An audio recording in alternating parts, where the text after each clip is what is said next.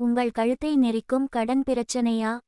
தேய்பிறை அஷ்டமி சிவபெருமானின் அம்சமான கால பைரவருக்கு உகந்த சிறப்புமிக்க வழிபாட்டு நாளாகும். இந்நாளில் பைரவரை வணங்குவது கடன் தொல்லை, எதிர்ப்புகள், நோய்கள் மற்றும் பயத்தை போக்கி வாழ்க்கையில் நேர்மறையான மாற்றங்களையும் ஐஸ்வர்யத்தையும் கொண்டு வரும் என்று நம்பப்படுகிறது. தேய்பிறை அஷ்டமி வழிபாட்டின் முக்கிய சிறப்புகள். பைரவர் வழிபாடு.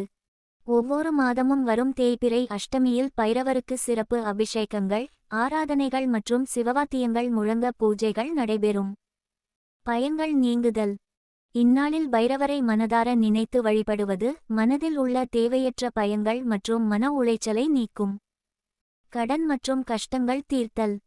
கடன் தொல்லை, தொழில் நஷ்டம், வழக்குகளில் வெற்றி மற்றும் எதிர்ப்புகளை முறியடிக்க இந்த விரதம் மிகவும் சிறந்தது.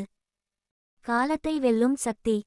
பைரவர் காலத்தை கட்டுப்படுத்துபவர், எனவே தேய்பிறை அஷ்டமியில் அவரை வழிபடுவது வாழ்க்கையில் ஏற்படும் கால தாமதங்களை நீக்கி நல்ல நேரத்தை கொண்டு வரும்.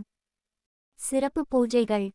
அஷ்டமி அன்று பைரவருக்கு செவ்வரளி மலர்கள், வடைமாலை சாற்றி வழிபடுவது, எலுமிச்சை பழம் அல்லது தேங்காய் மூடியில் விளக்கேற்றி வழிபாடு செய்வது விசேஷமாகும். செய்ய வேண்டிய வழிபாடுகள். சிவ ஆலயங்களில் உள்ள பைரவர் சன்னதிக்குச் சென்று வழிபடலாம். ஓம் காலபைரவாய நமக என்ற மந்திரத்தை உச்சரித்து வழிபடலாம். பைரவ அஷ்டகம் சொல்லி வழிபடலாம். சிவபெருமானின் ருத்ர வடிவமாக கருதப்படுவதால் இந்த நாளில் சிவ வழிபாடு செய்வதும் சிறப்பு. குறிப்பு: தேய்பிறை அஷ்டமி திதி அழிக்கும் தன்மை கொண்ட நாள் என்பதால் புதிய சுப காரியங்களை தொடங்குவதை தவிர்த்து பைரவ வழிபாட்டிற்கு மட்டும் முக்கியத்துவம் கொடுக்கலாம். ஸ்ரீ கால பைரவர் போற்றி. வாழ்க வளமுடன். இனிய காலை வணக்கம்.